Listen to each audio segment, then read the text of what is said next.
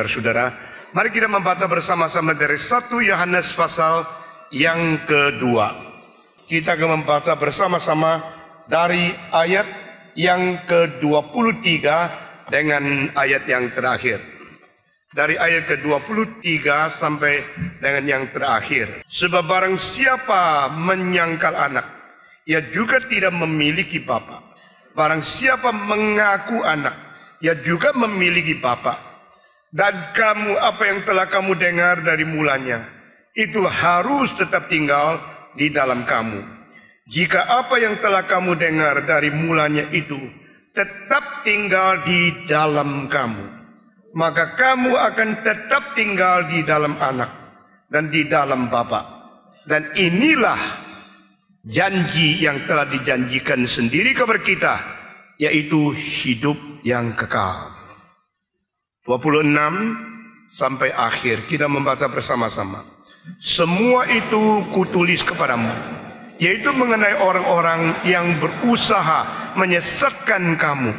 Sebab di dalam diri kamu tetap ada pengurapan yang telah kamu terima daripadanya.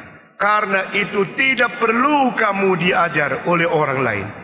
Tetapi sebagaimana pengurapannya mengajar kamu tentang segala sesuatu, yang pengajarannya itu benar, tidak dusta, dan sebagaimana ia dahulu telah mengajar kamu, demikianlah hendaknya kamu tetap tinggal di dalam Dia. 28-29 aku membaca. Maka sekarang anak-anakku, tinggallah di dalam Kristus, supaya apabila ia menyatakan dirinya, kita beroleh kebenaran, percaya, dan tidak usah malu terhadap Dia pada hari kedatangannya. Jikalau kamu tahu bahwa ia adalah benar, kamu harus tahu juga bahwa setiap orang yang berbuat kebenaran lahir daripadanya. 28-29 kita membaca bersama-sama sekali lagi. Maka sekarang anak-anakku, tinggallah di dalam Kristus, supaya apabila ia menyatakan dirinya, kita beroleh kebenaran, berian percaya, tidak usah malu terhadap Dia. Dan pada hari kedatangannya, jikalau kamu tahu bahwa ia adalah benar, kamu harus tahu juga bahwa setiap orang yang berbuat kebenaran lahir daripadanya. Mari kita berdoa sekali lagi.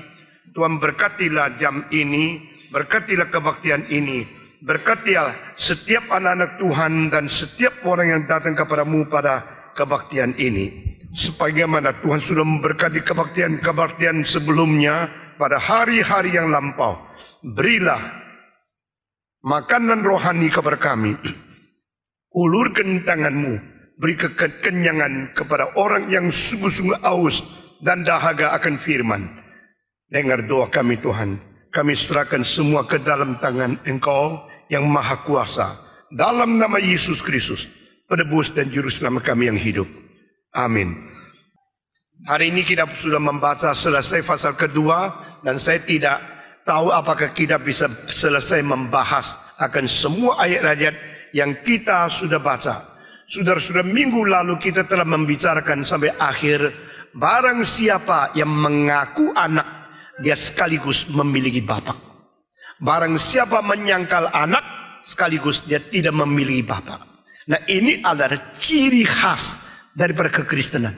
Karena iman Kristen tidak mengatakan kita bisa langsung datang kepada Tuhan Allah tanpa pengantara. Itu bukan iman orang Kristen. Di dalam hal tentang pengantara, hanya dua macam agama. Semacam adalah tidak perlu, semacam lagi mari kita cari banyak pengantara. Yang menganggap tidak perlu pengantara, mau langsung datang kepada Allah, itu adalah agama-agama yang tidak mengenal Kristus, tetapi mengaku adanya Allah sebagai pribadi di surga. Dan yang menganggap perlu banyak pengantara, selain datang melalui Kristus, mereka datang melalui Sanctus atau orang-orang suci yang sudah dikanonisasikan oleh Vatikan. Dan di dalam sejarah mereka ikut berandil karena jasa mereka kelebihan. Karena jasa mereka selain menyukupi kebutuhan rohani mereka sendiri, masih ada kelebihan yang disimpan bergabung bersama di dalam satu tempat yang namanya the treasury of saints. Itulah sebab kalau engkau datang kepada Tuhan Allah melalui Kristus, masih kurang melalui Maria, masih kurang melalui Petrus, masih kurang melalui Saint Teresa, masih kurang melalui Saint Sebastian, dan banyak santos-santos yang menjembatani kita kepada Tuhan. Nah, ini dua macam ajaran, bukan ajaran orang Kristen, bukan ajaran dari Alkitab. Karena Alkitab tidak pernah mengajarkan manusia bisa langsung datang kepada Tuhan dengan keadaan diri kita yang berdosa. Kita yang najis, Allah yang suci. Kita yang terbatas, Allah yang tidak terbatas. Kita yang bertubuh materi, Allah yang adalah roh. Kita yang dicipta, Allah sang pencipta. Kita yang adalah relatif, Allah yang mutlak. Kita di bumi, Allah di surga. Di tengah-tengah antara manusia yang dicipta dan Allah yang mencipta, harus ada pengantara. Dan pengantara itu tidak mungkin berasal daripada manusia. Pengantara itu tidak mungkin dari pihak dunia ini untuk menuju ke surga. Itulah sebab tidak ada pendiri agama yang bisa membawa manusia ke hadapan Tuhan Allah. Lalu pengantara itu dari mana? Pengantara itu dari Tuhan Allah sendiri. Dari pihak sana, bukan dari pihak sini. Sama seperti engkau kecemplung di dalam sumur, lalu engkau mempunyai tali. Engkau mau mengangkat diri melalui tali yang kuat keluar dari sumur. Tidak mungkin. Karena tali itu harus dari atas ke bawah, bukan dari bawah ke atas. Saudara-saudara, bagaimanakah engkau yang berada di bawah jurang dengan tali bisa naik ke atas?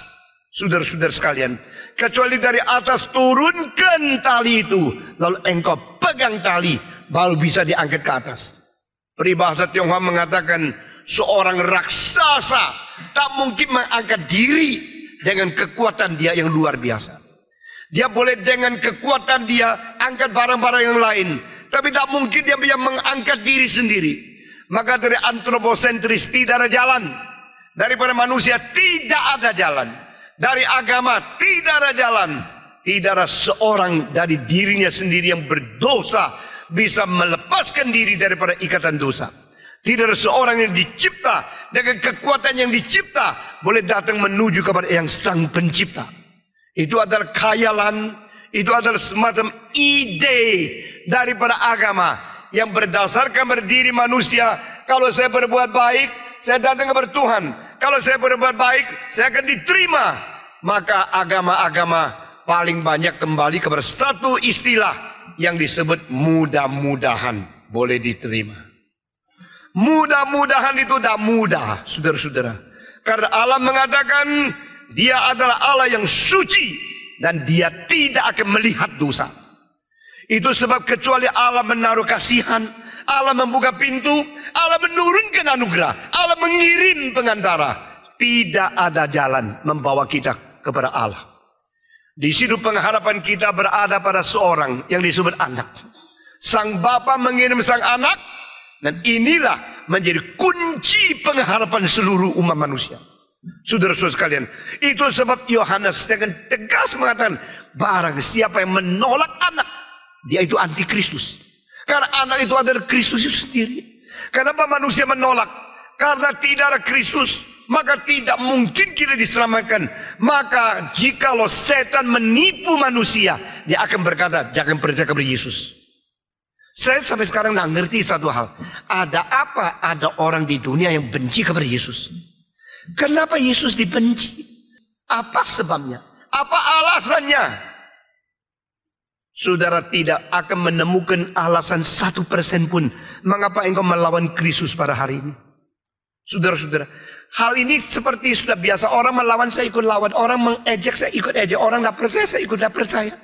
Banyak orang dari kecil diajarkan untuk melawan Nasrani, melawan Kristus. Dari kecil melihat salib mereka benci. Padahal mereka tidak pernah pikir, tidak ada alasan 1% pun manusia benci Yesus. Adakah orang lebih suci dari Yesus dalam sejarah? Tidak ada. Adakah orang mencapai hidup rohani setinggi Yesus? Tidak ada. Bandingkan semua pendiri agama. Bandingkan dengan semua penghulu agama. Bandingkan semua yang disebut nabi oleh manusia. Bandingkan semua orang yang hidup mereka dengan hidup Kristus. Why people reject Jesus? Why people oppose Jesus? Why people hate Jesus? Tidak ada alasan bagi siapapun mengatakan saya cukup alasan untuk membenci Kristus. Tidak ada sesuatu yang bisa dibenci. Tidak ada sesuatu yang bisa dicari kelemahannya. Di dalam diri Kristus adalah kesempurnaan yang mutlak. Kesucian yang tertinggi adalah karakter yang teranggun sepanjang sejarah semenjak Adam diciptakan. There's no reason to oppose Christ. Saya tidak mau engkau menjadi orang Kristen karena ikut-ikut. Tidak ada gunanya. Papa Kristen, saya Kristen. Karena keluarga Kristen, saya Kristen. Karena marga Kristen, saya Kristen. Karena suku Kristen, saya Kristen. Saya dilahirkan di Minahasa, pasti Kristen dong. Saya dilahirkan di Tapanuli, pasti Kristen dong. Saya dilahirkan di Mojo Agung, pasti Kristen. Saya dilahirkan di Manado, pasti Kristen. Tidak ada gunanya. Saudara, engkau dilahirkan di garasi, tidak jadi mobil kok. Engkau dilahirkan di dalam keluarga Kristen, tidak jadi orang Kristen. Engkau harus dilahirkan pula oleh Roh Kudus. Engkau harus dilahirkan dari atas. Baru engkau menjadi orang Kristen. Saudara-saudara sekalian, jangan ikut-ikut menjadi orang Kristen. Tapi saya membalikkan kalimat ini. Jangan ikut-ikut melawan Kristus. Barang siapa yang ikut-ikut orang menjadi orang Kristen, tidak ada nilainya. Barang siapa yang ikut-ikut orang lain untuk melawan Tuhan juga tidak ada alasannya. Saudara-saudara, hanya karena ikut arus. Terlalu banyak orang tidak ada pendirian. Terlalu banyak orang ikut-ikut orang lain, membabi buta. Saudara-saudara, itu sebab abad ke-19 Søren Abi Kierkegaard dia mengatakan orang yang eksistensi secara bertanggung jawab pribadi di hadapan Allah adalah orang yang tidak mengikut otorita yang telah mempengaruhi dia. Kalimat ini bisa mengajak pemberontakan yang besar. Kalimat ini bisa menjadi hasutan supaya orang tidak taat kepada sesuatu yang harus ditaati. Tapi kalimat ini dari motivasi Kierkegaard adalah bertanggung jawab di hadapan Tuhan Allah. Kalau saya bertanggung jawab di hadapan Tuhan Allah, saya tidak ikut tradisi yang salah. Karena saya tahu dari firman boleh mengkritik, dari firman boleh memberikan pencerahan, dari firman boleh menilai kembali itu tradisi benar atau tidak. Tradisi-tradisi yang tidak benar jangan diikuti. Otoritas-otoritas yang tidak masuk kebenaran tidak diikuti. Sehingga kita akhirnya bertanggung jawab kepada Tuhan sebagai eksistensi individu yang dicipta langsung daripada kehendak Tuhan. God created me with a responsibility to exist before Him alone. Allah menciptakan saya supaya saya harus bertanggung jawab sebagai seorang pribadi. Karena saya dicipta langsung oleh Dia, harus menghadap kepada Dia. Ini menjadi semangat kekristenan. Ini menjadi semangat etos kerja yang sungguh-sungguh. Karena ada bos, maka saya kerja baik. Kalau tidak ada bos, saya ke bos. Kalau ada rektor, saya baik-baik. Kalau tidak rektor, saya sembarangan. Kalau papa mama melihat saya kelihatan alim sekali. Kalau tidak ada, saya liar. Itu bukan manusia, itu binatang. Itu binatang sirkus. Itu binatang diawasi oleh seseorang yang mempunyai kekuatan untuk membuat mati hidup dia. Sehingga dia menjadi budak. Diperbudak oleh otoritas. Dan dia tidak usah tanya otoritas betul tidak. Pokoknya saya takut. Seorang yang betul-betul bertanggung jawab bukan demikian. Seorang bertanggung jawab mengerti eksistensi itu berada di hadapan Allah satu. Menghadap satu. To be exist is to be oneself alone before God. Jadi saya takut kepada Tuhan bukan karena diperintah oleh siapapun. Saya mencintai Tuhan bukan karena ada sesuatu yang merayu saya. Saya mentaati pemerintahan daripada Tuhan. Bukan karena saya ingin memperoleh apa. Saya harus menjalankan kebenaran. Bukan karena saya didesak atau dipaksa oleh siapa. Karena saya bertanggung jawab di hadapan Tuhan Allah. Saudara-saudara, menjadi orang yang bertanggung jawab secara demikian, itulah semangat kekristenan. Mengapakah barang-barang yang dibikin di Jerman lebih baik dari Perancis? Mengapa mesin-mesin yang bikin di Switzerland lebih baik dari Italia? Sama-sama Eropa, sama-sama negara Kristen, karena mengerti etos kerja melalui eksistensi bertanggung jawab di dalam teologi reform. Saudara mungkin sudah ikut kebaktian di sini 10 tahun baru tahu kenapa reform. Dulu ikut-ikut reform. Pada hari St. Bartholomew's Day, Raja Perancis menipu orang Protestan. Saya akan menerima engkau secara resmi, tidak lagi ada diskriminasi, tidak ada lagi satu penganiayaan, sehingga orang Protestan boleh mendapatkan kenikmatan bersama dengan orang Katolik, sama-sama diterima sebagai warga negara Perancis yang sah. Penganiayaan akan berhenti, hak asasi akan disamaratakan, maka untuk merayakan peresmian satu hukum yang baru ini, Raja Prancis memberikan undangan kepada orang Protestan, orang Reform, Huguenots 100.000 untuk kumpul bersama makan pesta pora. Raja memberikan undangan makan besar-besaran kepada Protestan yang sambut kembali di dalam pangkuan negara. 100.000 orang yang ikut di dalam perjamuan raja itu. Di tengah-tengah mereka sukacita karena Tuhan seolah-olah sudah dengar doa mereka. Mereka sekarang boleh bebas. Mereka sekarang boleh betul-betul menjadi orang yang diterima oleh pemerintah. Di tengah-tengah makan sampai separuh, terdengar suara kuda dan suara tentara Perancis dari istana mengepung mereka. Lalu dibakar mati hidup-hidup 100.000 orang. Itu penipuan. Bukan sungguh-sungguh mau membuat mereka bebas. Bukan sungguh-sungguh mau menghapus diskriminasi. Mereka membersihkan Protestan daripada daerah Katolik. Maka dibunuh, dibakar hidup-hidup sampai mati. Ada yang teriak dengan suara keras. Ada yang baru sadar mereka tertipu. Mereka melarikan diri sebagian. Dan yang tidak ikut pesta itu sudah tahu ini mungkin ada sesuatu penipuan. Mereka melarikan sepanjang malam keluar daripada kota-kota Perancis. Mereka pergi ke Jenewa. Dan inilah menjadi hari terakhir Perancis bisa menghasilkan barang yang paling bermutu di dalam sejarah. Semenjak hari itu Perancis tidak bisa menghasilkan mesin yang terbaik, mesin yang paling bermutu, paling akurat. Karena orang-orang yang bertanggung jawab kepada Tuhan sudah tidak ada di situ. Sekarang saudara kalau beli barang Perancis, beli barang fashion. Bukan beli barang quality. Engkau dapat Pierre Cardin, Christian Dior. Engkau dapatkan barang-barang Perancis yang bagus, yang mewah. Tapi bukan yang bermutu, akurat. Engkau kalau beli jam yang paling baik dari Perancis itu cuma Cartier. Tapi Cartier tidak bikin di Perancis, dibikin di Jenewa, daerah Reform. Karena apa? Karena etos kerja. I exist before God. I do everything to be inspected by God. I be responsible only to God. Dari poin ini engkau tidak heran. Hanya di daerah Reform. Daerah setelah pengaruh reformasi. Sebelum Martin Luther mengadakan reformasi, Jerman tidak pernah menghasilkan sesuatu yang bermutu tinggi untuk mengalahkan seluruh dunia. Tapi setelah reformasi, seluruh sejarah berubah arah. Karena etos kerja. Before God.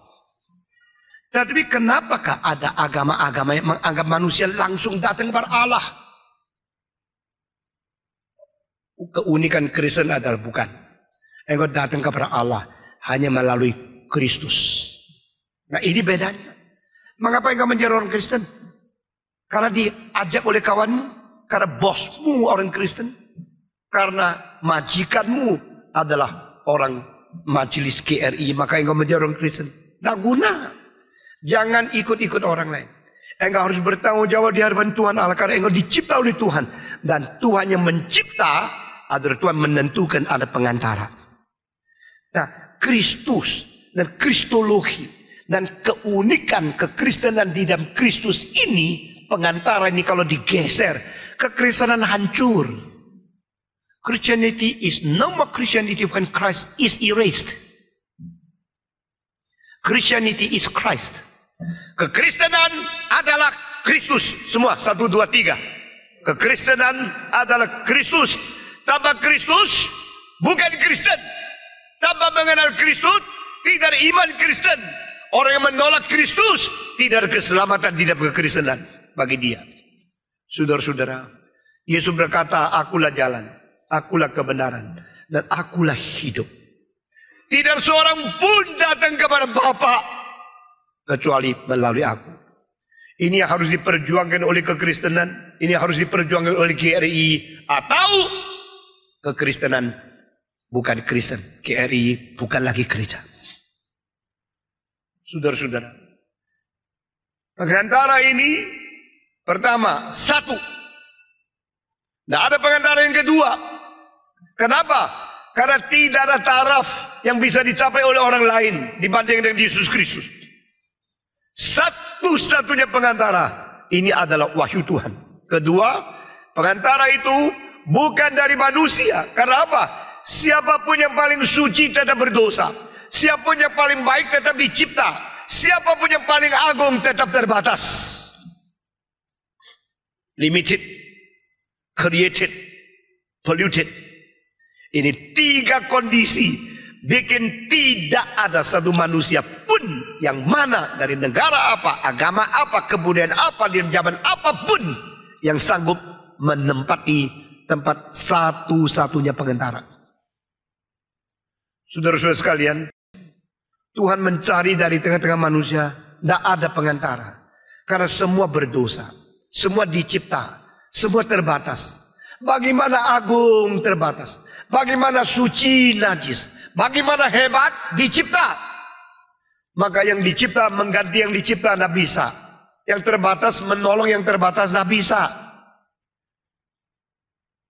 Yang berdosa menolong berdosa tidak bisa. Orang yang dikurung di dalam penjara mau menolong sebelahnya keluar dari penjara tidak bisa. Karena dia sendiri dikunci di dalam. Yang berdosa tidak bisa menolong berdosa.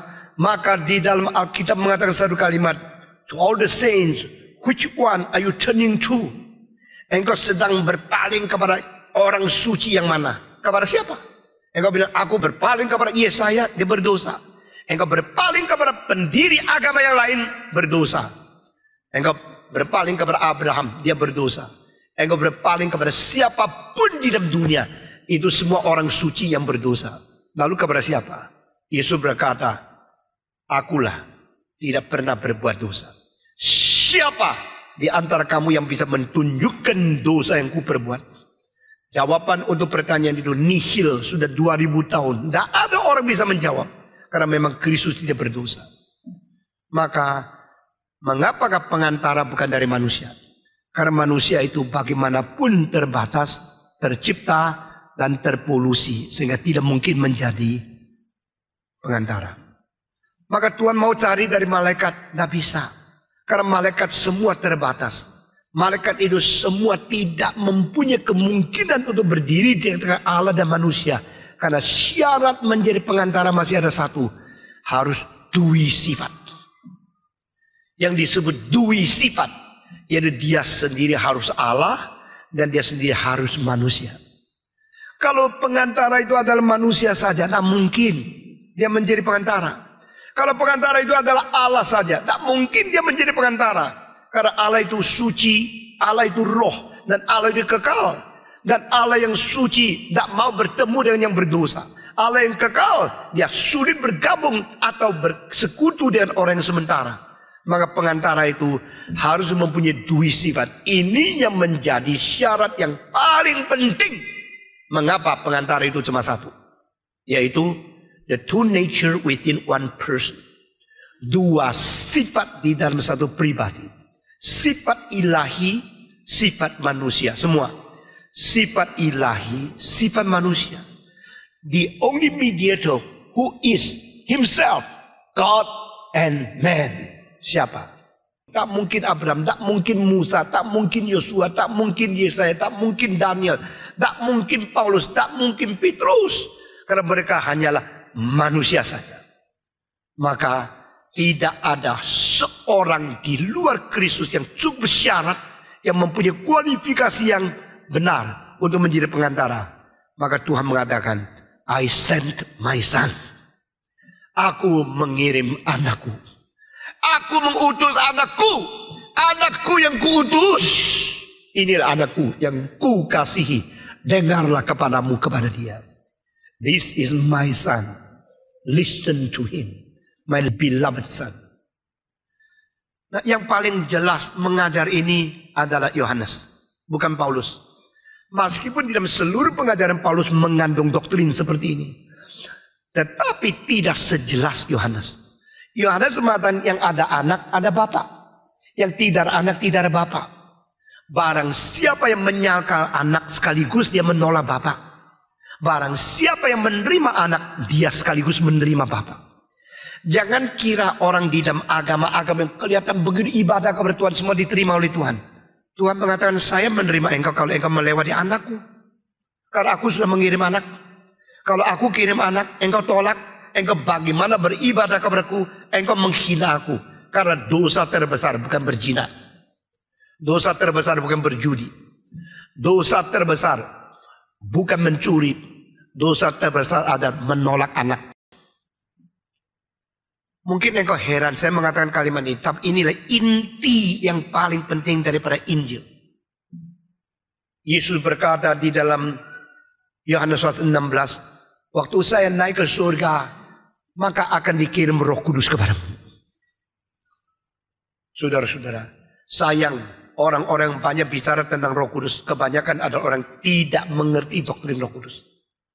Termasuk pemimpin-pemimpin yang gembar-gembor di sini sana. Waktu Roh itu turun, maka dia akan menegur kamu melalui dirimu sendiri tentang 3 hal. Dosa, keadilan, dan penghakiman.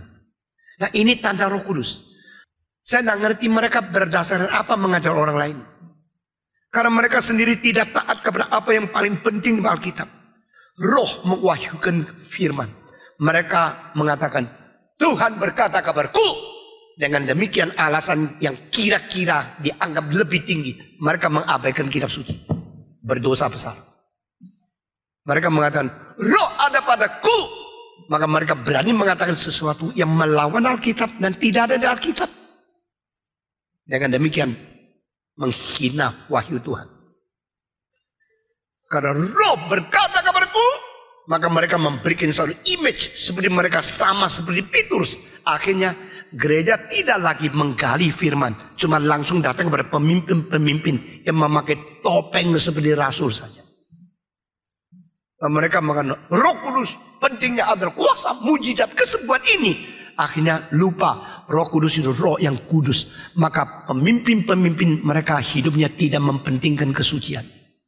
Ini semua penyelewengan yang secara tidak sadar. Kalau engkau percaya roh itu penting, dan setan bisa memalukan roh dengan cara yang lain, dengan sendirinya engkau bicara banyak tentang roh, akhirnya dia menyeleweng dari seluruh hal yang diwahyukan oleh roh. Itu penipuan yang paling besar adalah tidak lagi melihat pekerjaan Roh Kudus datang untuk menegur manusia tentang dosa, tentang keadilan, dan tentang penghakiman. Manusia kalau ditegur orang lain tidak mau terima. Maunya bangkang, maunya lawan. Makin ditegur, makin menjadi benci.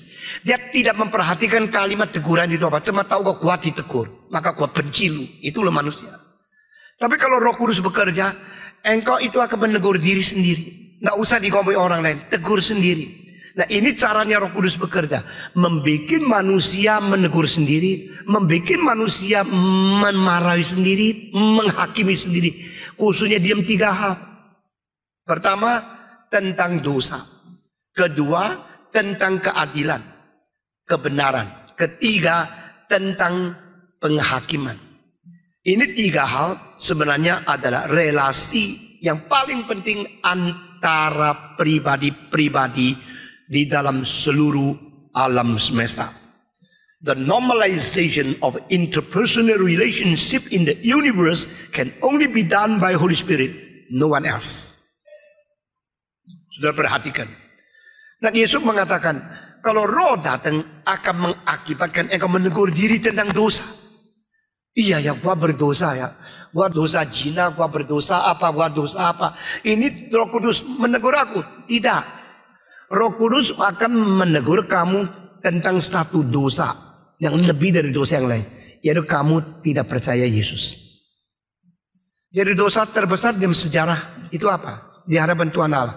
Dosa terbesar sepanjang sejarah yang mungkin dilakukan oleh manusia adalah menolak anak Allah. Menolak anak Allah itu banyak caranya. Salah satu cara yang paling halus adalah tidak mengabari Injil. Dengar ya. Justru teolog-teolog banyak yang menolak Yesus. Karena mereka tidak menganggap manusia perlu anak. Maka mereka tidak mengabarkan Kristus. Maka mereka juga tidak mengajar tentang Kristus mati, Kristus bangkit. Karena mereka tidak percaya semua itu. Lalu mereka menjadi teolog liberal. Yang menjadi profesor yang akademinya tinggi. Nonsense. Semua teolog yang tidak mengabari Injil secara tidak sadar menolak Kristus. Saya akan memperbesarkan, akan memperkembangkan konsep ini untuk menusuk banyak teolog-teolog yang tidak ada hati nurani lagi. Karena mereka bukan saja tidak mengabari Injil, mereka juga tidak menganggap mengabari Injil itu penting. Maka mereka tidak menjadi contoh dan tidak mendidik anak buah mereka mengabari Injil. Saya bersyukur sudah 66 umur saya. Tahun ini saya minta 15 orang memimpin KKR. Bukan saya yang memimpin sendiri. Tapi saya mendorong mereka memimpin KKR. Nah, mereka harus memberitakan Kristus, bukan menonjolkan diri. Mereka harus memberitakan anak, karena hanya anak Allah menjadi satu-satunya pengantara di tengah antara manusia dan Tuhan Allah. Live up Christ, preach to Christ, glorify Christ, honor Him, adore Him, and speak out who Christ is. And to invite people to come to the Father through the Son, Jesus Christ. Menolak anak itu dosa terbesar.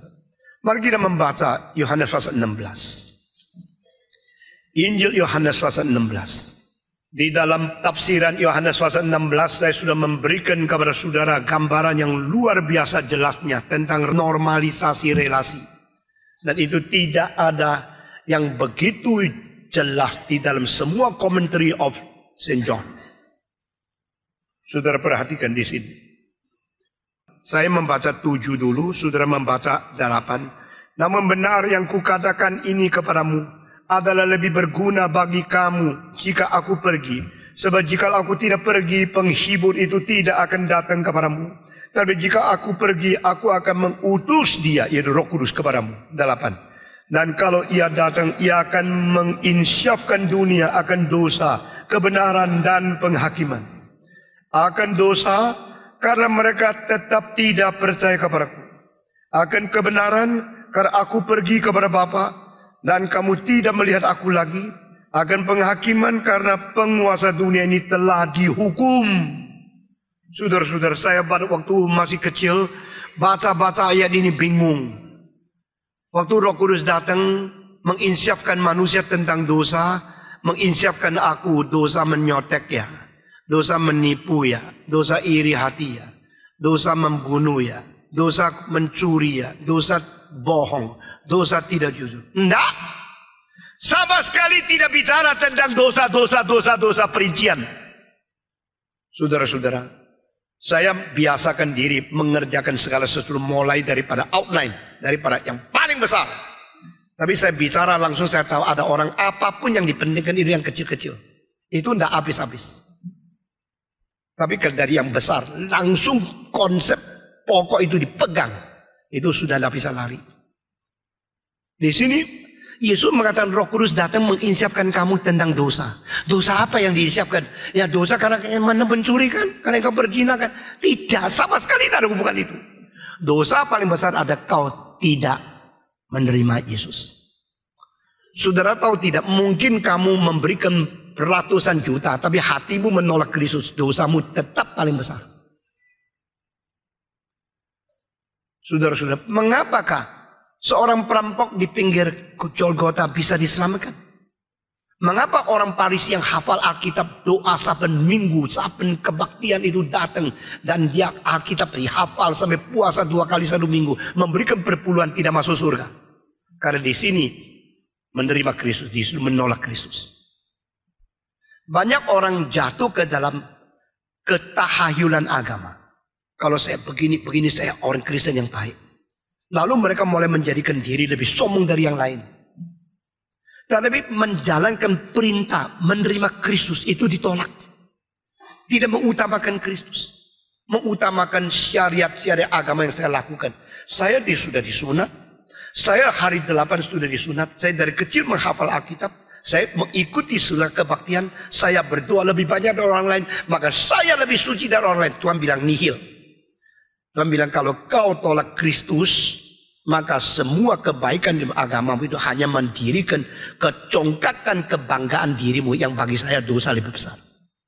Watchman Nee mengatakan dosa paling besar ada dosa yang membenarkan diri.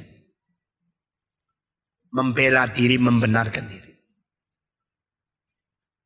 Nah saudara-saudara sekalian, semua dosa bisa diampuni. Tapi dosa yang membangkang untuk membela diri itu dosa yang sulit menerima pengampunan. Tapi dosa yang lebih besar dari semua dosa-dosa perincian itu adalah dosa total, yaitu menolak Kristus. Maka Roh Kudus datang memberikan keinsyafan tentang dosamu. Kenapa kamu sekarang sampai ini masih menolak Kristus?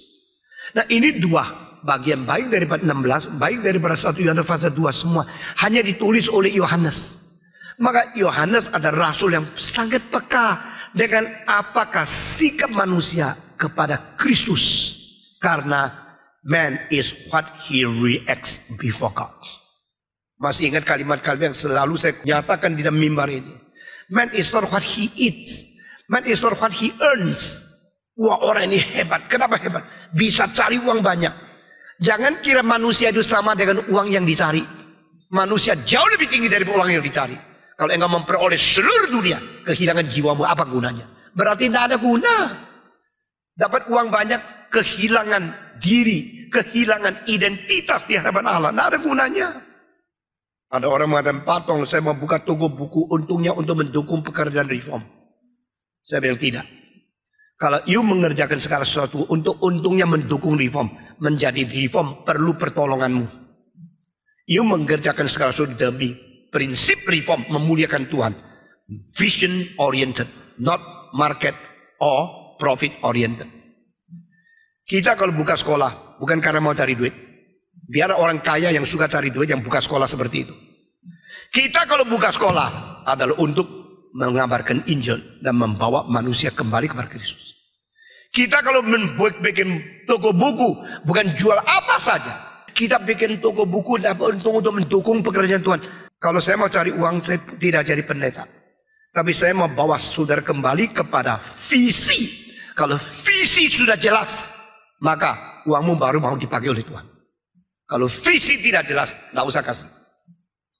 Ini perjuangan yang sulit. Saya tahu apa yang saya kerjakan jauh lebih sulit dari orang lain. Kita mendirikan gereja lebih sulit dari orang lain mendirikan gereja. Kita membangun gereja lebih sulit dari orang lain membangun gereja. Kita mendapat izin lebih bangun dulu dari orang lain. Tapi pada satu hari kalau memang Tuhan sudah memberikan jalan, tidak ada satu orang boleh menutup jalan itu. Amin. Dan di situ prinsip-prinsip semua dijalankan. Saudara-saudara sekalian, jadi dosa yang paling besar justru bukan engkau berzina, bukan engkau berjudi. Saudara-saudara, kalau ada pelacur di sini saya kasih tahu, engkau bisa diselamatkan. Kalau ada perampok di sini, jangan takut, Tuhan akan menyelamatkan kamu. Tapi yang menolak Kristus, saya berkata, kau pasti masuk neraka.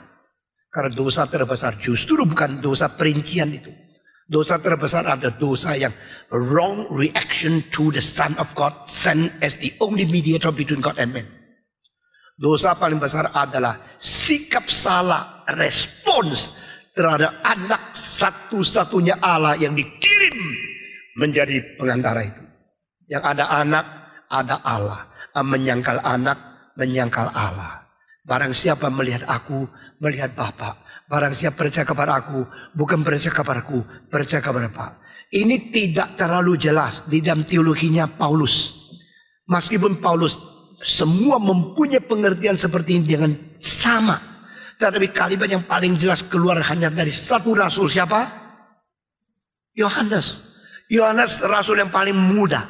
Yohanes mungkin ingatan paling jernih. Dan Yohanes paling dekat dengan Yesus. Dia selalu dekat Yesus. Waktu malam terakhir perjamuan suci, Yohanes menaruh kepalanya di dalam pangkuan Yesus. Dia begitu dekat, dia takut satu kalimat tidak dengar. Saya menjadi guru mulai umur 14. Saya tahu muridku siapa yang dengar baik-baik atau tidak.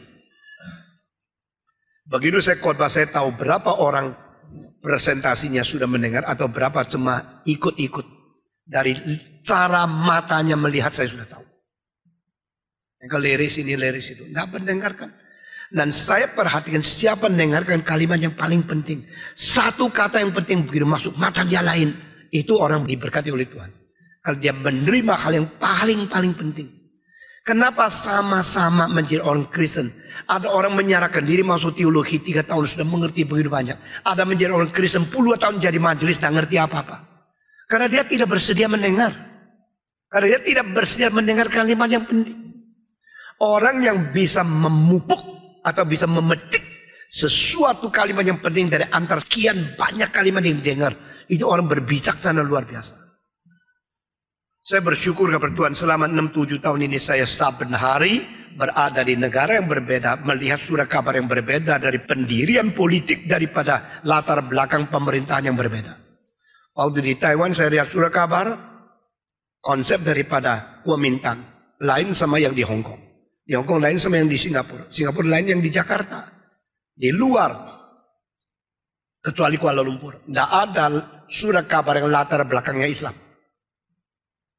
Di Indonesia, tidak ada latar belakang Konfusianisme yang menjadi surat kabar.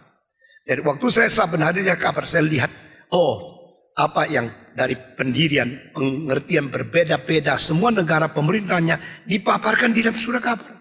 Lalu apa yang dipermukakan? Nah saudara, kalimat ini penting. Ini cara orang Yahudi.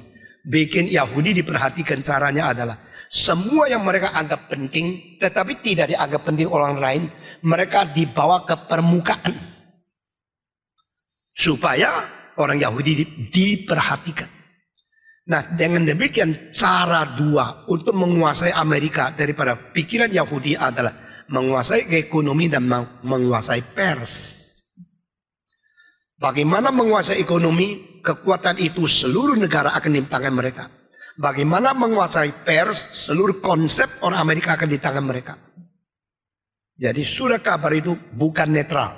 Surat kabar selalu mempunyai pendirian di belakangnya ada motivasi tertentu untuk menyebarkan sesuatu yang memaksa rakyat mengikutinya. Demikian TV. Maka orang Yahudi di Amerika merebut mati-matian kedua hak ini. Bagaimana menjadi kunci mempengaruhi ekonomi. Bagaimana menjadi kunci mempengaruhi pers. Mengapakah hal yang penting itu ditaruh di halaman terakhir. Mengapa hal yang kecil ditaruh di halaman pertama? Karena ada motivasi tertentu. Tetapi sekarang suara dari orang Kristen ditaruh di mana? Hampir tidak ada. Dan banyak namanya pers agama sudah tidak lagi berani mengatakan yang seharusnya. Itu sebab pusat pengkajian kita harus digarap dengan baik. Saya tidak ada satu kalimat main-main. Saya bicara sesuatu menentukan seluruh arah zaman ini. Saya cuma tidak diberikan beban untuk masuk politik. Tapi saya tahu seharusnya politik di bawah firman Tuhan. Saudara-saudara sekalian, reaksi terhadap Kristus, satu-satunya anak Allah yang diutus menjadi pengantara, ini menjadi penentu seluruh hidupmu dianggap berdosa atau tidak. Sekali lagi, kenapa perampok yang begitu jahat bisa masuk surga? Kenapa orang Farisi yang begitu beragama masuk neraka? Karena di sini dia menerima Kristus, di situ dia menolak Kristus. Makin beragama, makin membenci Kristus. Makin akademik, makin memakai seluruh studinya untuk melawan Kristus. Academic is merely enslavement by the conviction. Saudara-saudara. Orang kalau tidak menerima Kristus, dia studi sampai PhD-nya 10 adalah mencari bahan untuk menolak Kristus yang dia tolak. Orang kalau cinta Kristus, dia belajar makin tinggi adalah supaya mengerti Kristus yang dia terima, mengerti lebih baik dengan pengetahuan lebih tinggi. Di situ saya lihat lapisan conviction in your heart always drive your brain. Satu conviction di dalam hatimu selalu menguasai dan memimpin seluruh otakmu. Itulah sebab mari kita benahi hati dulu. Lalu minta otak itu melayani hati. Mari kita mencinta Tuhan dulu. Lalu melayani Tuhan dengan segala pikiran kita untuk mencintai Tuhan yang kita cintai. Dengan segala sebulat hatimu, sepenuh sifatmu, sekuat tenagamu dan seluruh pikiranmu. Cintai Tuhan. Make your brain serve your faith. Faith seeking understanding. My dedicated life to Jesus Christ drive me on in every field. To know Him, to do everything for Him, to glorify Him. Ini yang benar. Saudara-saudara, dengan demikian, maka Yohanes jauh lebih peka daripada Petrus atau Paulus di dalam hal ini. Anak Bapa, anak Bapa. Jika engkau ada anak, engkau ada Bapa. Jika engkau menyangkal anak, engkau tidak ada Bapa. Jika engkau mengenal anak, engkau mengenal Bapa. Jika engkau menolak anak, engkau menolak Bapa.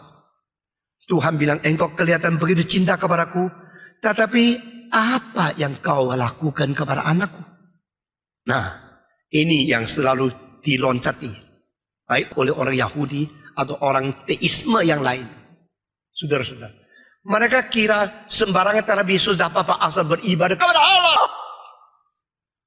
Paulus beribadah kepada Allah sambil menganiaya orang Kristen. Sampai Kristus berkata, Saul, Saul, mengapa engkau menganiayaku? Siapakah engkau? Aku adalah Yesus yang kau aniaya. Di sini memutar balik. The attitude and the reaction to the only given mediator Christ determines your future. Hari depanmu diam kekekalan bagaimana tergantung bagaimana engkau menghadapi Kristus yang diutus. Bagaimana engkau menghormati Kristus mengakibatkan engkau dihormati oleh Bapa. Bagaimana engkau menghina Kristus mengakibatkan Bapa akan menghina dan membuang kamu.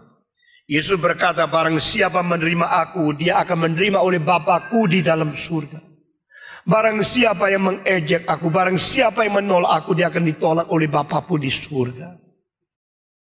Ini paling peka di dalam poin ini adalah Yohanes.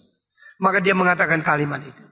Setelah dia mengatakan kalimat 12 yang tadi kita baca, dia teruskan berkata, maka simpanlah apa yang kau dengar dari semula di hatimu. Nah, ini kalimat bagi saya ada aspek yang lain yang tidak dikatakan oleh orang lain, yaitu what you heard from the beginning. What you heard from beginning, you should keep it.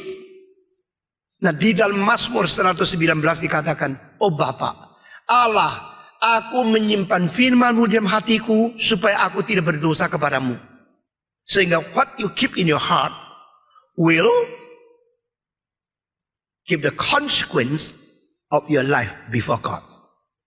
Aku menyimpan firman di dalam hatiku mengakibatkan aku tidak berani sembarangan berbuat dosa melawan Bapakku di surga. Itu betul. Tapi sayangnya adalah yang kau dengar dari semula itu dengar apa? Nah, di sini setan bekerja. Kalau seseorang dari permulaan dengar kristologi yang benar, seumur hidup dia berbahagia. Dari permulaan dengar khotbah yang salah, seumur hidup dia cilaka. Ikut Tuhan, bisa kaya, beri berpuluhan, 1 juta, Tuhan kembalikan 10 juta. Itu ajaran setan. Kalau itu yang didengar dari semula, itu yang disimpan, seumur hidup susah bertobat. Saudara-saudara sekalian, saya minta 15 orang diutus mengabarkan Injil di dalam sekolah untuk membawa mereka kepada Kristus. Memberikan beginning yang baik. Memberikan firman sebagai dasar yang baik. Yohanes mengatakan, itu sebab Apa yang kau dengar dari semula disimpan di dalam hatimu. Yang didengar dari semula itu apa? Injil. Injil siapa? Kristus. Siapa Kristus? Anak Allah. Yang apa? Yang mati dan bangkit. Yang inkarnasi turun dari surga. Itu yang kau dengar. Tetapi ini pun sekarang dipakai oleh setan. Dari permulaan kasih bibit yang salah. Anak kecil ditanam dengan bibit yang salah, bukan Injil. Dari kecil ditanam dengan hanya moralitas Kristus, hanya kesuksesan Kristus, hanyalah sesuatu kesaksian-kesaksian orang disembuhkan. Maka mereka akhirnya menganggap, apa itu Kristen? Yaitu cari kesembuhan di gereja. Apa itu iman? Yaitu minta dengan suara keras dan di Tuhan taat kabar saya. Apa itu berkat? Yaitu dapat uang yang banyak, mobil yang besar, rumah yang gede, dan mendapatkan kekayaan di dalam bank. Kalau itu menjadi pendengaran permulaan, lalu itu yang disimpan di hati, cilaka. Yohanes mengatakan, kau simpan firman yang kau dengar dari semula baik-baik di hatimu. Puji Tuhan, mereka pada permulaan dengar adalah Kristus yang mati di atas kayu salib. Kemarin saya waktu lihat TV itu, Iran terjadi gempa bumi yang besar, yang mati banyak sekali. Sekarang pemerintah iman buka pintu untuk bantuan internasional boleh datang kepada Iran. Itu daerah itu selalu ada gempa bumi. Kadang-kadang sampai 8 derajat Richter. Kadang-kadang 6 derajat. Kemarin di tengahnya Taiwan 6,4 skala Richter. Gempa bumi. Banyak orang lari ke tengah jalan. Ketakutan luar biasa. Saudara-saudara. Nah, kalau terjadi hal-hal semacam demikian, saya tanya, kenapa kalau Kristen dapat kesulitan sedikit marah-marah sama Tuhan? Tapi kalau daerah Islam seperti Iran, gempa bumi itu terjadi, tetap kuat iman luar biasa. Kenapa? Saya tanya, kenapa orang-orang agama lain, waktu gempa bumi, waktu bencana alam datang, mereka tetap beriman kepada Allah mereka. Tapi orang Kristen sedikit kena gigit nyamuknya aja, di mana cinta Tuhan? Kenapa doa saya tidak didengar? Seolah-olah Tuhan itu hutang engkau tidak habis-habis. Saban hari cuma melayani engkau. Melayani engkau yang tidak habis-habis. Mintanya, serakannya. Kenapa sih? Kenapa agama pada negara-negara banyak bencana alam tidak menjadi satu hal yang mereka goncang? Tapi agama Kristen menjadi sesuatu ketagihan bagi orang-orang yang tidak habis-habis. Tuntut Tuhan mesti menuruti kehendak mereka. Karena pendeta-pendeta rusak yang telah merusakkan gereja. Banyak pendeta yang mengkabarkan Injil yang tidak murni, memberitakan firman yang tidak sesuai dengan Alkitab, mengajar ajaran-ajaran melawan wahyu Tuhan, mengakibatkan banyak orang yang tidak beres. Saudara-saudara sekalian, peliharalah firman yang kau dengar dari semula. Kalimat ini bagus. Untuk pendengar dari surat, penerima surat dari 1 Yohanes, mereka benar. Karena mereka dari permulaan mendengar kristologi yang benar. Tapi sekarang kalimat ini kalau disampaikan ke gereja, dengar baik-baik apa yang kau terima, simpan baik-baik di hatimu. Dari permulaan simpannya sudah salah bagaimana? Dari permulaan fondasinya sudah salah bagaimana? Saudara-saudara, engkau tumpuk barang, kenapa terus miring? Tumpuk-tumpuk lagi terus miring. Tumpuk yang rapi tetap miring. Karena jubinnya miring. Benar gak? Kalau jubinnya miring, sini 5 cm, sini 2 cm. Engkau taruh satu buku, gini. Terus, engkau bikin lurus, ya gini. Sudah makin tinggi, makin gini. Kenapa? Akhirnya ditemukan kenapa ada setannya di sini ya. Karena saya tumpuk baik-baik kok bisa miring. Bukan setannya, jubinnya miring. Itu tok. Karena jubinnya miring 5 cm, seluruh buku gini. Wah, tuh kelihatan lebih indah, menara modern. Streamline. Karena dari permulaan salah. Maka Amsal Sulaiman mengatakan, kalau fondasi salah, orang benar tidak bisa berbuat apa-apa. Fondasinya salah kok. Kalau dari permulaan itu ada melecet sedikit, maka akhirnya akan menyeleweng banyak.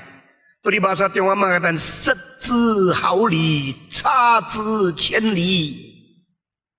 Permulaan itu beda cuma 1 mili. Dan akhirnya menjadi ribuan kilometer perbedaannya. Kenapa? Karena serong sedikit. Saudara-saudara, kalau di sini ada 1 angle yang cuma 1 derajat, maka 1 derajat saya perpanjang. Setelah sampai di Surabaya, jadi berapa bedanya? Ngerti? Permulaan cuma beda sedikit. Maka firman pertama-tama yang kau dengar itu penting sekali. Pertama kali dengar khotbah, dengar siapa? Pertama kali mengenal kita melalui siapa? Pertama kali ikut katekisasi, apa yang diajarkan? Pertama kali engkau ikut kebangunan rohani apa? Hore-hore, puji Tuhan. Saudara-saudara, kalau kristologi yang menjadi dasar, karena Christ is the cornerstone of the church, and the apostles and the prophets are the foundation of the church. And then pengajaran-pengajaran yang lain menjadi yang bukan utama. Dengan jelas Alkitab mengajar gereja didiri di atas rasul dan nabi. Di bawahnya ada Kristus sebagai batu penjuru, cornerstone. Di dalam sesuatu kebiasaan orang Yahudi bikin rumah, bikin satu batu yang mengikat kanan dan kiri. Itu yang berada di tengah-tengah satu sudut. Sudut itu menjadi sudut paling penting. Dan batu yang di sini kait kepada batu itu. Batu dari arah sana kait kepada batu yang sama. Sehingga rumah itu mulai dari situ menjadi sesuatu dasar yang tidak goncang. Dan itu harus 90 derajat. Dari keadaan yang akurat dan hitungan yang paling jitu, mulai rumah itu dibangun dengan baik. Saudara-saudara, jangan kira asal bawa orang ke gereja, bawa orang ikut kebaktian, entah siapa saja, yang ribut-ribut, yang ramai-ramai, lebih senangkan dia. Mesti bawa orang datang menyenangkan Tuhan, bukan minta Tuhan menyenangkan orang. Salah. Gereja bikin segala sesuatu untuk orang bisa terima, tapi tidak membawa manusia untuk bisa diterima oleh Tuhan. Salah. Fondasi pertama kalau tidak beres, fondasi pertama kalau sudah sterong sedikit, akibatnya tidak bisa diselesaikan. Ada satu rumah di atas gunung, dia punya atapnya begini.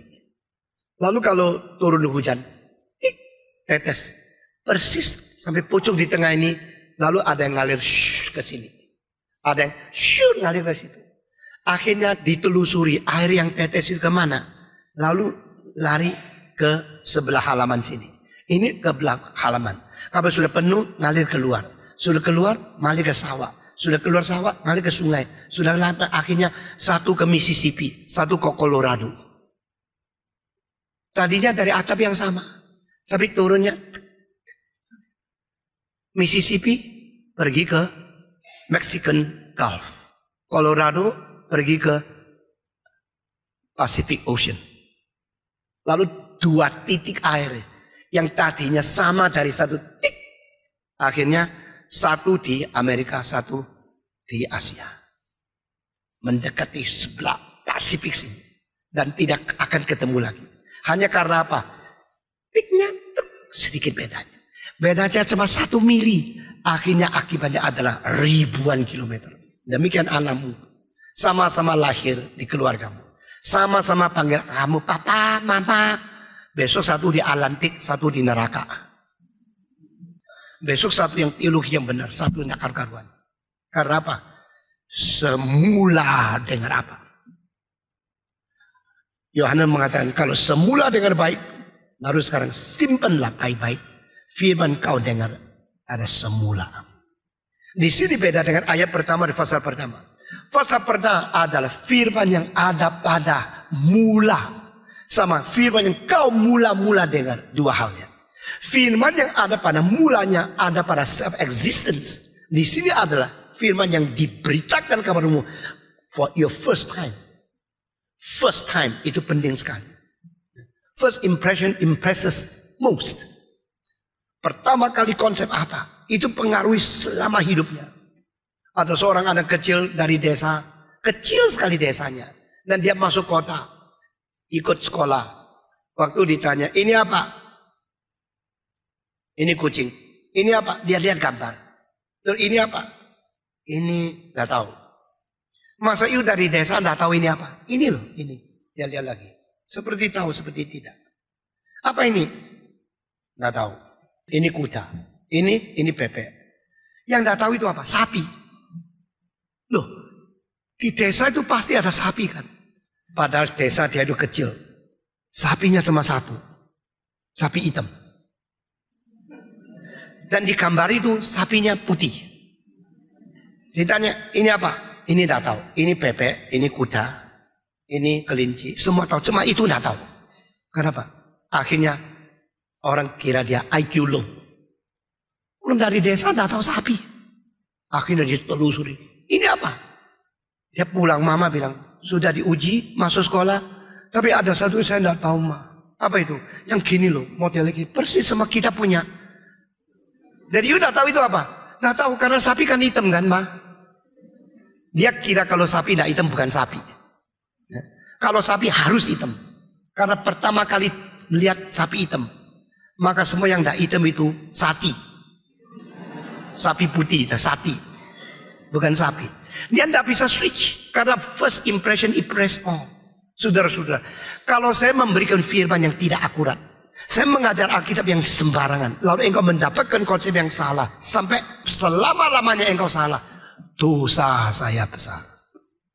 Kalau saya membangun fondasi yang jumplang, lalu seumur hidup engkau jalan ke situ pusing, jalan ke sini jatuh, saya akan mempengaruhi engkau seumur hidup. Maka fondasi, permulaan itu, pendahuluan itu penting luar biasa. Saudara-saudara, bagaimana dengan anakmu? Oh, enggak apa-apa lah, anak pokoknya ikut gereja di mana saja sembarangan. Enggak apa-apa, pokoknya dia ke gereja lebih baik dari ateis kan? Saudara, kalau anakmu dididik semenjak kecil di dalam arah yang benar, jalan yang betul, sampai tua dia tidak akan menyeleweng.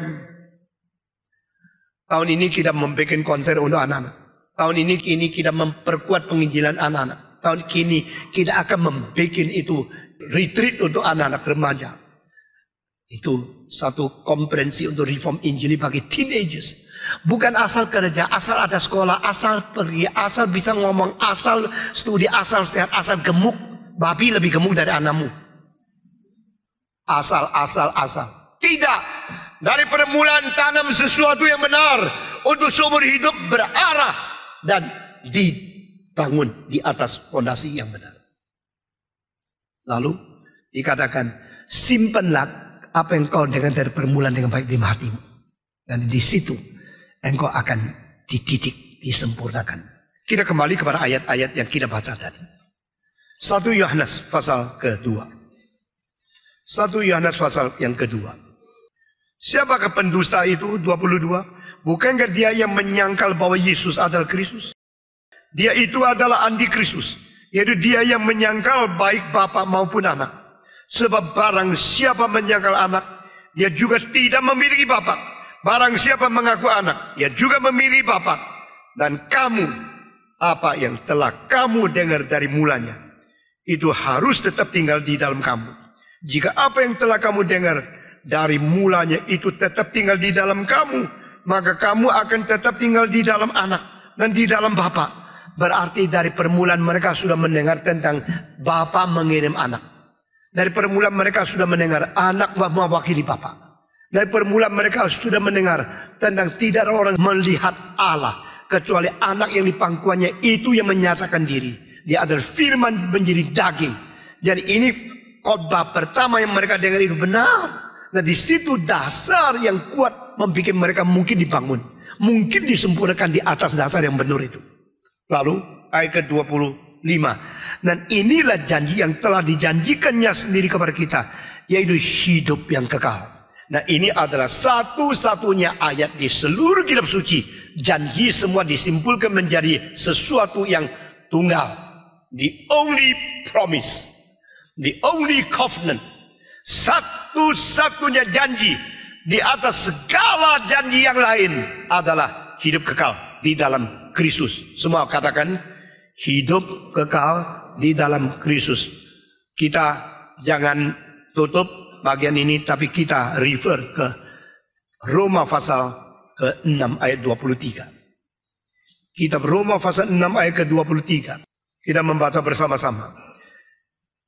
Kitab Roma pasal 6 ayat ke-23. Semua membaca bersama-sama. 1, 2, 3.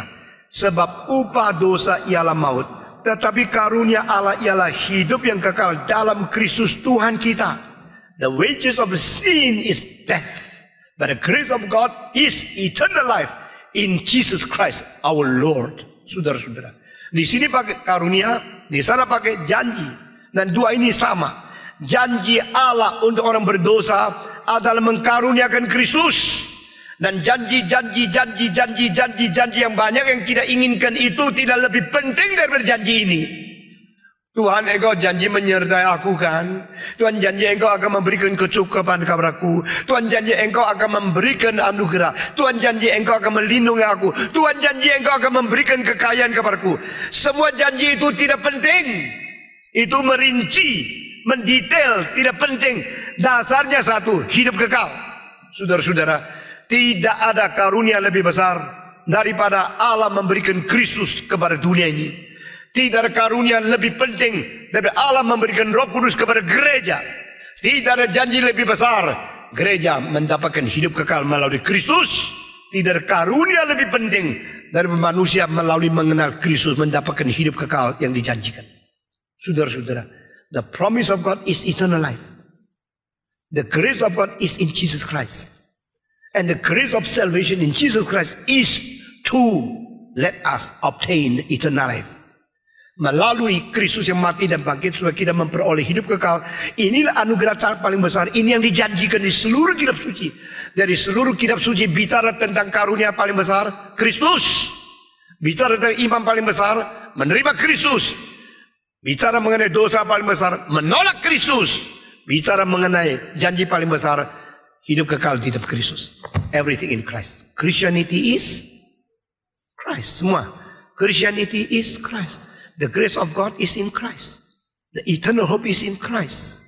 The rejection is the biggest sin to Christ. And the biggest virtue is to accept Christ. The biggest faith is to receive Christ as your personal Savior. You have Christ, you have God. You know Christ, know God. You mengaku anak, mengaku Bapa. You menyangkal anak, tidak ada Bapa. Engkau menerima Kristus, menerima anugerah. Engkau tidak Kristus dapat hidup kekal. Engkau tidak Kristus, tidak hidup kekal. Engkau menolak Kristus, dosa paling besar. Semua kuncinya cuma satu, Kristus. Ini namanya Kristen. Ini namanya agama. Pada hari akhir, manusia akan menjadi gatal kupingnya. Dan tidak mau dengar lagi firman yang benar. Suka mencari guru-guru palsu untuk mengajarkan yang tidak benar. Ini sudah dicatat di Alkitab. Saya melihat makin lama makin sedikit gereja yang mau setia kepada kita. Karena market orientation. Ya kalau jalan sempit susah. Kalau mau betul-betul diberkati Tuhan uang banyak, ya mesti kompromi sedikit dong. Kita mesti berani mengatakan bukan hanya melalui Yesus. Melalui siapapun bisa diselamatkan. Tapi lebih baik melalui Yesus, lebih dekat jalannya tol. Yang lain itu macet-macet. Begitu. Tidak ada ajaran itu. There's only one way, one Savior, one mediator, one person in Christ. Janji Allah adalah hidup yang kekal di dalam Yesus Kristus. Dan kalau engkau dengar dari permulaan tentang Dia, maka engkau simpan firman ini baik-baik di hatimu. Saudara-saudara. Maka setan bekerja pertama dari mula-mula kasih ajaran salah supaya engkau tidak fondasi yang benar. Kedua, dari setelah engkau katanya menerima urapan, tahu tidak usah guru, engkau mulai menyelewengkan tafsiran sendiri. Nah, sekarang saya akan loncat kepada bahaya kedua yang selalu mengancam orang Kristen berdasarkan ayat-ayat ini. Kita melihat lagi.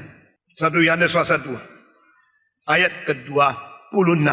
Semua itu kutulis kepadamu, yaitu mengenai orang-orang yang berusaha menyesatkan kamu. Nah, ini adalah terjemahan yang di dalam terjemahan lain, aku tulis ini karena orang-orang yang menipu kamu. Berarti Yohanes gelisah. Masih ingat 2 minggu yang lalu saya mengatakan Tuhan memperpanjang hari Yohanes di dunia ini. Tidak boleh dia cepat mati untuk dia menjadi penjaga gawang. Karena Rasul Paulus sudah meninggal, Rasul Petrus sudah meninggal, dan Gnostisisme selalu merongrong gereja.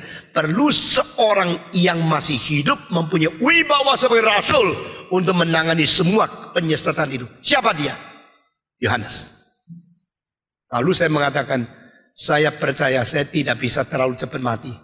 Karena Tuhan mau pakai saya untuk membereskan iman yang tak beres di seluruh Indonesia. Saudara-saudara sekalian, saya seharusnya sudah mati berapa kali. Tidak jadi mati karena apa? Karena belum waktunya. Kalau belum waktunya, tak usah takut. Kalau sudah waktunya, tak usah lari. Semua 1, 2, 3. Kalau belum waktunya, tak usah takut. Kalau sudah waktunya, tak usah lari. Pacaran juga sama. Kalau bukan punyamu, tak usah dikejar. Kalau punyamu, lari pun kembali. Semua 1, 2, 3. Nah, kalau begini tak usah mati, cilaka. Kalau memang itu punyamu, ya sudah, tak usah dikejar-kejar sampai setengah mati. Repot, bikin susah, sakit terus, pusing, khawatir. Nah apa-apa, kalau sudah waktunya dapat. Jadi saudara-saudara, belum waktunya mati, tak usah takut. Waktunya mati, lari pun kena. Tidak ada gunanya. Tangan Tuhan yang memiliki hidup kita. Dan saudara-saudara, perhatikan di sini ya. Semua ini kukatakan kamu karena ada yang menyesatkan kamu. Ada yang menipu kamu. Ada yang berusaha membohong, mengabarkan ajaran yang salah kabar kamu. Maka aku sekarang mengajar kamu. Tetapi justru di ayat ini muncul satu kalimat yang heran sekali. Perhatikan selanjutnya. Sebab itu dalam dirimu tetap ada pengurapan yang telah kamu terima daripadanya. Karena itu tidak perlu kamu diajar oleh orang lain. Wah, ini yang bikin orang yang tidak mau belajar paling senang. Ya, kita berkata tidak usah diajar orang lain kan, karena ada urapan. Makanya pendeta-pendeta tidak mau belajar teologi. Karena apa? Ini Alkitab. Kita sudah ada yang mengurapi.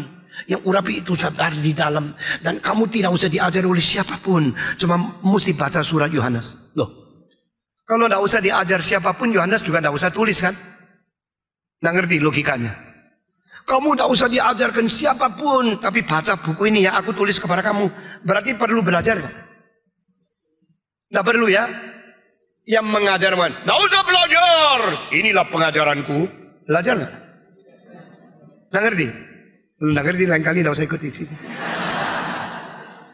Seorang sekolah teologi, dosennya datang kepadaku. Pak Tong, kami ingin engkau mengajar di situ. Saya bilang, sekolah apa itu? Sekolah ini, namanya ini. Muridnya berapa? 180. Dosennya berapa? 8. Saya mau tahu dulu, dosenmu itu semua belajar di mana? Oh, dosen kita itu semua ada urapan Roh Kudus.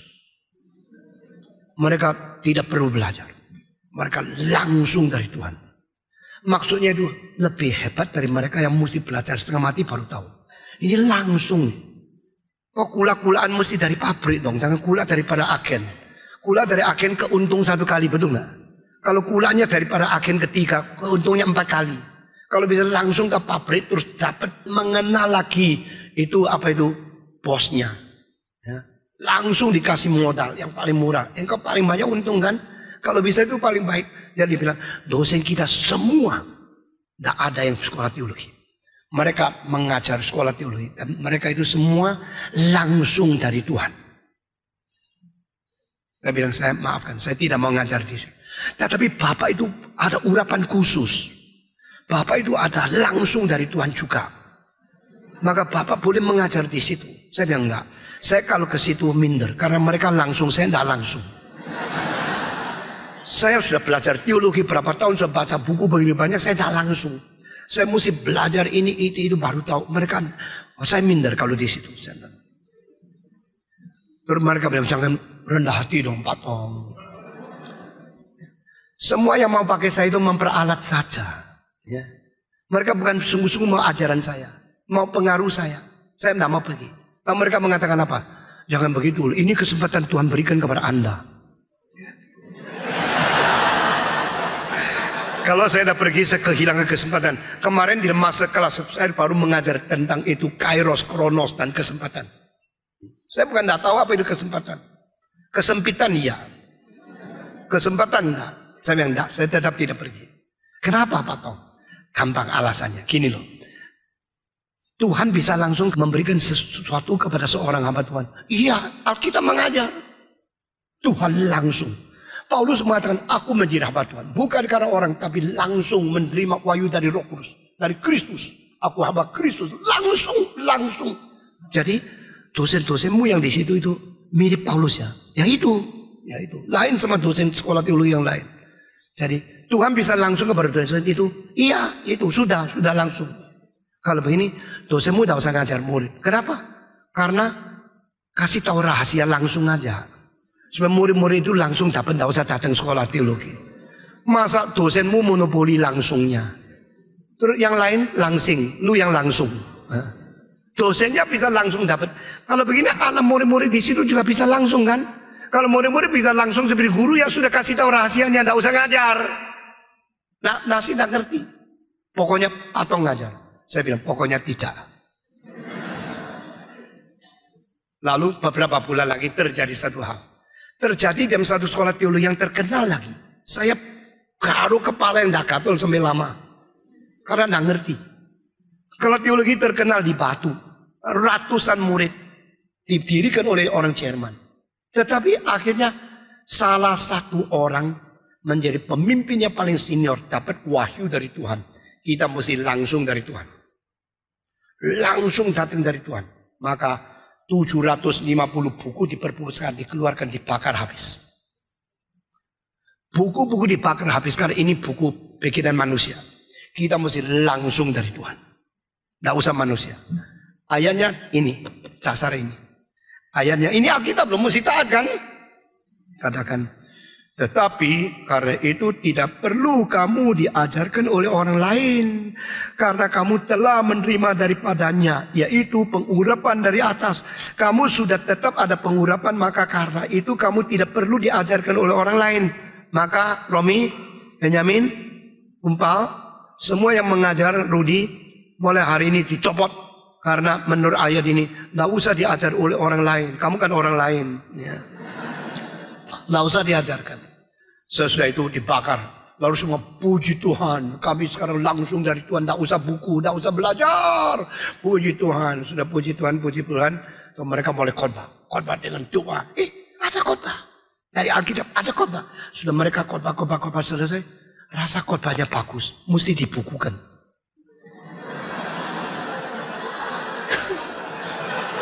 Ini langsung dari Tuhan. Kalau tidak dibukukan sayang kan. Jadi buku orang lain dibakar, buku diri ditulis. Lalu dicetak, ini langsung dari Tuhan. Jadi ini lebih baik. Itu tidak langsung, ini langsung. Itu jalan kecil, ini tol. Yang bayar 3.000 masuk tol. Sekarang 4.500, ini tol, ini langsung. Ini yang lebih cepat, ini langsung. Kalau engkau menganggap Tuhan bisa beri kepada engkau, kenapa engkau tidak percaya Tuhan juga bisa beri kepada orang yang menulis buku sebelumnya? Kalau engkau percaya Tuhan bisa langsung kepada engkau, kenapa engkau mesti mendidik anak orang lain? Karena mereka tidak bisa langsung, mesti didik kamu. Jadi ayat ini bisa disalah tafsir luar biasa. Salah tafsir tadi adalah harus terima sesuatu, disimpan baik-baik apa yang kau dengar pada semula. Tapi kalau semula dengar salah, lalu disimpan baik-baik, cilaka. Kalau fondasinya miring, engkau tumbuh bagaimana tinggi seluruh miring. Satu kali saya rasa pinggang sakit sekali. Karena apa? Waktu itu saya kira-kira umur 20 berapa. Terus berkhotbah. Sampai satu hari sepatu copot satu. Sepatu copot satu, jadi satu tinggi satu pendek. Saya pikir selesaikan baru, nanti pulang beli sepatu yang baru. Dan masih ada 1 bulan lebih. Saya terus pakai sepatu yang tinggi sama pendek. 2 minggu lagi mulai sakit pinggang. Karena apa? Baru ingat ayat fondasi kalau tidak beres orang benar tidak bisa apa-apa. Itulah. Akhirnya kenapa ya? Sampai di dokter dia bilang, kenapa kalau enggak sakit? Tahu sudah 1 bulan kenapa? Dia, sepatumu satu tinggi satu pendek. Pantesan. Karena engkau gini terus. Seperti orang deklok. Saya berusaha untuk menahan diri. Untuk 5 menit sih boleh. Untuk 2 bulan enggak bisa. Semua ikut. 5 menit sih boleh. Kalau 2 bulan enggak bisa. Ya. Engkau dengar khotbah yang salah-salah. 5 menit enggak apa-apa. Terus menerus hancur. Imanmu hancur. Karena apa? Fondasi dirusakkan. Jadi di dalam bagian ini ada 2 hal yang perhatikan. Pertama, semula dengar apa? Lalu engkau simpan apa dari semula kau dengar? Kedua, betulkah ada pengurapan maka tidak perlu diajarkan oleh siapa? Iya dong, Alkitab. Yang tidak perlu diajarkan oleh siapa? Kenapa mesti terima Yohanes? Ini dari Rasul. Saya juga Rasul. Rupamu Rasul. Saudara-saudara, gereja harus perhatikan semula didengar daripada Rasul.